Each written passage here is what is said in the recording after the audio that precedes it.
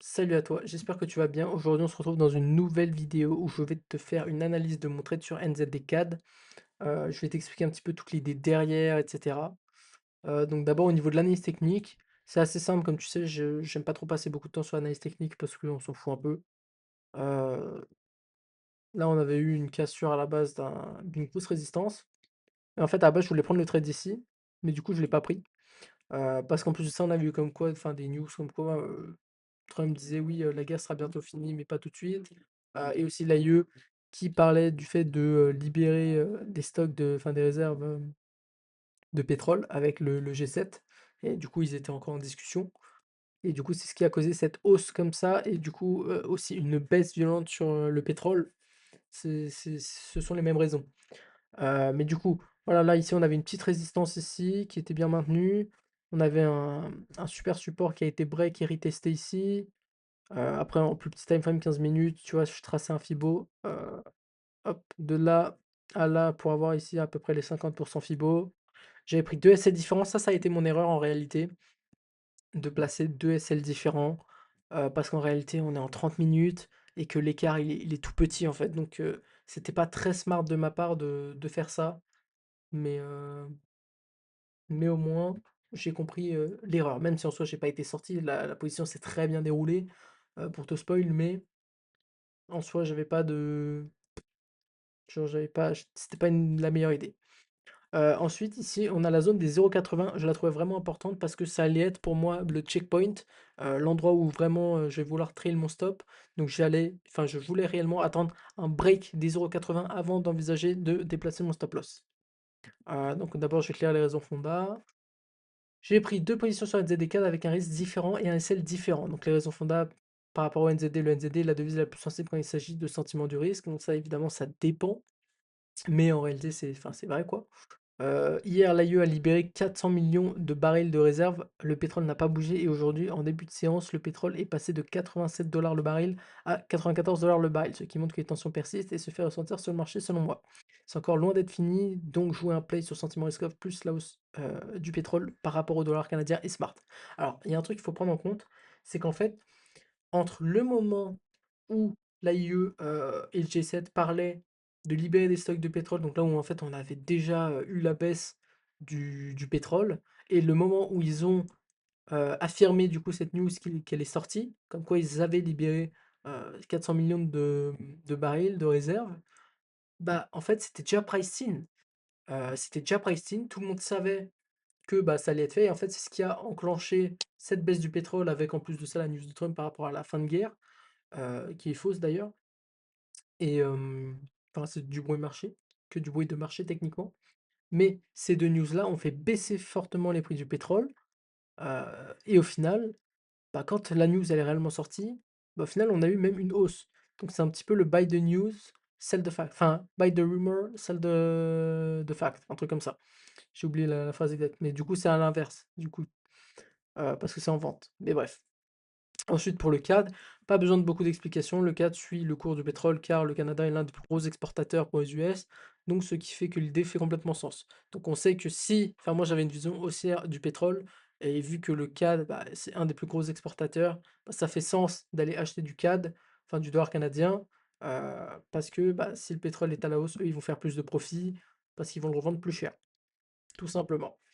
Ensuite au niveau de ça c'est des trucs un peu, parenthèses, on s'en fout un peu, mais les retails sont en achat de 54%, ce qui est léger, mais qui compte quand même. Donc pourquoi les retails enfin pourquoi je parle des retails? Parce que les retails, quand ils sont à l'achat, vu qu'ils perdent, en tout cas c'était ça sur cette paire-là, mais en gros, environ 77% des retails perdent de l'argent sur, NZD-CAD. Donc en gros, t'as pas envie d'être dans le même sens qu'eux en général et eux, ils étaient, du coup, au moment de la prise de position, à 54% en achat et en fait, ça a augmenté petit à petit. Au début, ils étaient vraiment en vente et après ils sont arrivés en achat, donc ce qui était bon pour moi. Ça veut dire qu'on avait vraiment un switch, au niveau des retail, quoi.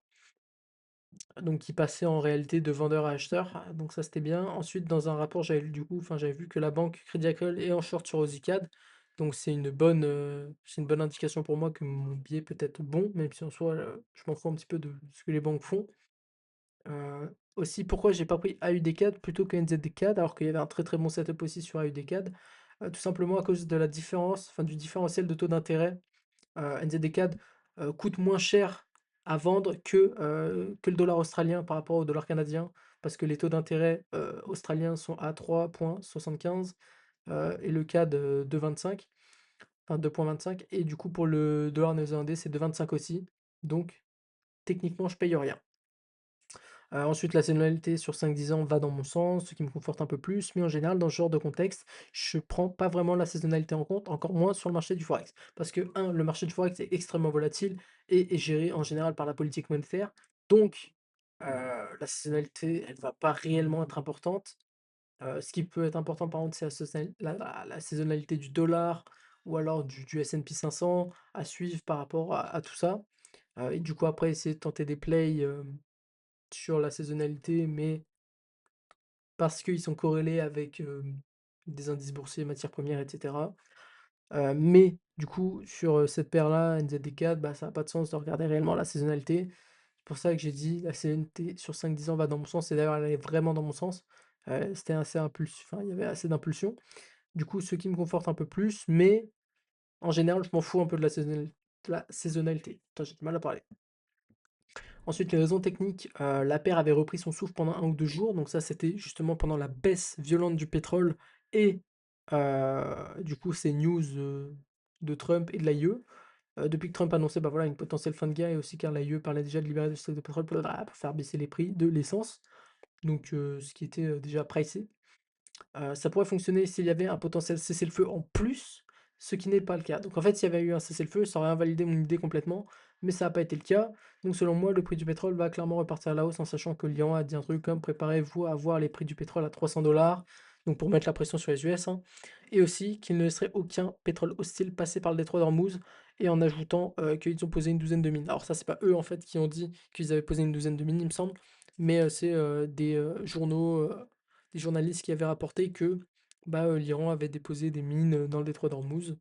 Maintenant je sais pas si c'était vrai ou non. Ensuite en raison technique, enfin là du coup c'est plus fondamental que technique, mais bref.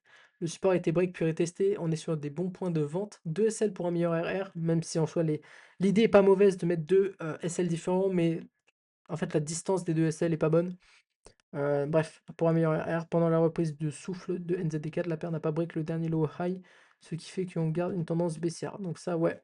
En fait, tu vois, ici on avait un plus haut, ensuite on est allé chercher un plus bas, et en fait on a ici fait un haut mais plus bas du coup. euh, et en fait ça n'a pas changé la tendance, ok? Parce que beaucoup de gens vont prendre là, là, là, là, là, là, et cetera. Là, c'est parce qu'on est en 30 minutes. Moi, je faisais mon analyse en H4, d'accord? Donc en fait, si je vais même sur TradingView pour essayer de te montrer, bah voilà, tu vois, tu l'as déjà. On a un high ici, lower low, lower high, lower low, lower high. Et en fait, tu vois, on casse pas le dernier lower high. Et, et du coup, en fait, on revient rejeter. Et ici, même, on en a refait un pour aller encore chuter. Heu, donc voilà. Ce qui me confortait dans le fait que, bah, en fait, la tendance n'avait pas changé enfin, au fond. Ensuite, ça, c'est toutes les news que je rajoute pendant le trade. Donc en gros, Trump et l'Iran laissent entendre qu'il n'y aura pas de fin rapide à la guerre alors que des pétroliers brûlent dans les eaux irakiennes. Actuellement, le trade va légèrement contre moi. Les yields NZD, 10 grimpent un peu, mais on observe quand même une résistance. J'ai pas forcément d'explication par rapport à ça, mais pour l'instant, je laisse le trade respirer. Donc à ce moment-là, le trade allait un peu contre moi. Et je comprenais pas trop, du coup, je suis allé voir les yields et effectivement, en fait, les yields, de Nouvelle-Zélande, donc les 10, enfin les NZ 10, year yields et bah, enfin, ils étaient en hausse aussi, alors que le NZD, lui, n'était pas en hausse. Enfin la devise, l'indice de devise non pondéré n'était pas en hausse et donc à ce moment-là, je me suis dit: «OK, c'est étonnant», mais vu qu'il y avait une résistance et qu'on est venu la toucher, bah, dans ma tête, je me suis dit: «OK, je vais laisser le prix respirer, je reste patient». Est-ce que ça invalide l'idée fondamentale? Et ça, c'est vraiment une bonne question à se poser quand tu commences à douter de ton trade. Est-ce que ça invalide l'idée fondamentale? Est-ce qu'il y a quelque chose qui vient invalider l'idée? Et si c'est pas le cas, bah, garde ton trade tout simplement, quoi. Ensuite, des informations indiquent que l'Iran affirme avoir heurté un pétrolier américain dans le détroit d'Ormuz. Ensuite, le président américain Trump publie: «Les États-Unis sont de loin le premier producteur de pétrole au monde. Par conséquent, lorsque les prix du pétrole augmentent, nous engrangeons, ouais, d'importants bénéfices. Mais ce qui m'intéresse et m'importe bien plus en tant que président, c'est de mettre un terme à un empire maléfique, l'Iran». Donc tu vois, ça, c'est encore une fois pas mal de bruit de marché. C'est un peu une série en fait, hein. Tu regardes, c'est vraiment une série.